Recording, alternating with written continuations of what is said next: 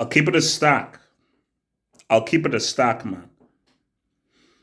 If Barca gets Gundo and Mick, that's a dub. I'm gonna keep it- If they get those two, that's a freaking dub. Now, let's first discuss how difficult it will be to get them, and then I'll talk about what it could mean for Barca going forward, and maybe a few things that they need to freaking do. Gundogan, I think, is going to be the easiest because City, they have the money, they're freaking all rigged. They know how to replace, and I do feel that Gundogan is like, especially if City win the treble. If City win the treble, Gundogan will be like, look, I've done what I have to do here. Barca is such a historic club, and the chance to put on that famous jersey, it's too good a chance to pass up. No offense to Man City, with all due respect to Man City, they're not Barcelona and they don't have the kind of stature in football that Barca have. And the chance to walk under a guy who I know Gundogan would have been a huge fan of, which is Xavi, and to learn under one of the best central midfielders of all time is too good a chance to pass up. So if I think Gundogan, he'd be very, very hyped to go there based on what he's already done at Man City and what he's already achieved at Man City and what he could achieve if they win the treble. City will miss him. I know you have the money, and I know that you have the money to replace him, but all because you have money to replace a dude doesn't mean that there is a dude out there who can replace someone of the quality of Gundogan. Bro, remember that season that City won the title? I think it was last season where he scored most of the goals. So as a midfielder, the guy was scored most of City's goals and most of their clutch goals, and he didn't just drop a two piece, I think, against Everton, like in City's last game. So he's that dude. So if City lose him, you're losing a very, very key player.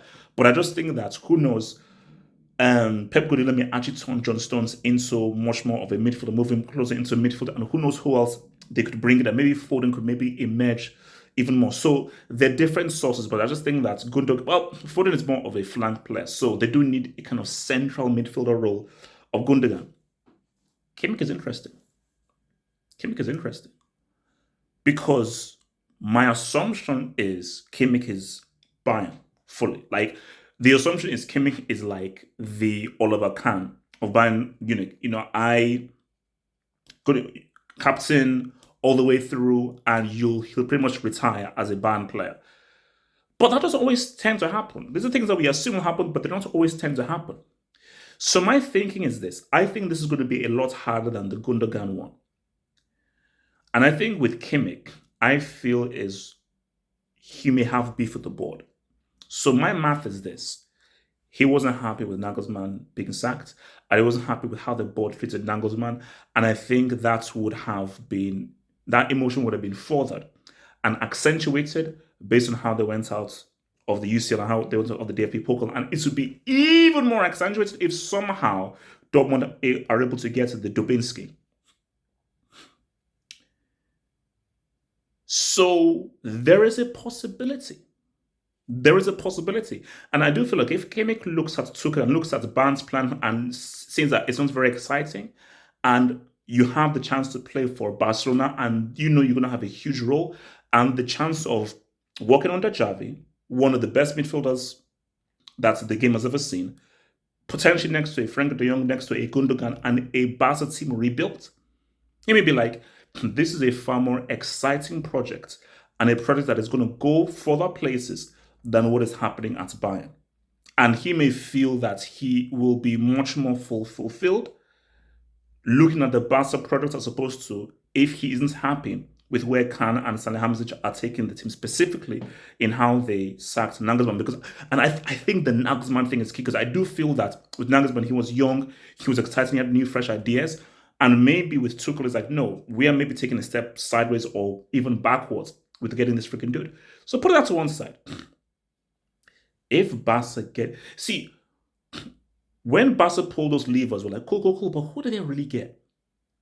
A declining Lewandowski, although he wins the Pichichi Award, so he did contribute. They really rate Rafinha. And as we saw from the World Cup and everything, Rafinha really wasn't that great. Okay, Christensen, okay, Kunde, you could say, okay, they sort of helped to stabilize the defense. But that summer of the levers and those players I don't think they're of the same caliber and quality as if you're bringing in a Gundogan and a freaking Joshua Kimmich, because those are two incredible dynamics. And I think, as someone even pointed out, is Kimmich is excellent as a right back and excellent as a central midfielder. So you have a guy who is excellent in two roles. So if Barca get those two guys, that's a dub. Now, I don't know. And here's the thing, though, because we now have the whole Messi thing and the whole Neymar thing. Here's the thing.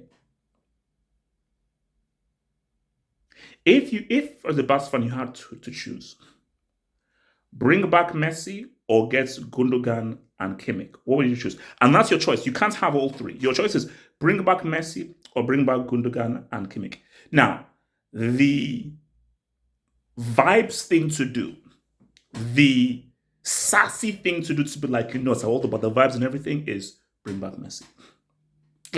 Bring him back home and let him have the proper return it is, and what that will mean, and the drama about him coming back, the excitement around the Camp Nou, and what it would mean for him to have his final season. That would be the vibes thing to do. The wise thing to do, and I feel the proper thing to do, is you've got to think about the future. There is no player that is bigger than any club. I don't care what Messi has done. It doesn't matter. No player, no individual is bigger than any club. No. So I think the wiser thing to do is start looking for another striker, because Lewandowski was on the decline. But the wiser thing to do, you could go with Gundogan and Kimmich, because you add that in there. Barca's midfield suddenly is now going to the next level. So now it's now about refining the attack and getting truly quality attackers, and just shoring up the left back and the right back position. Although, what's it called?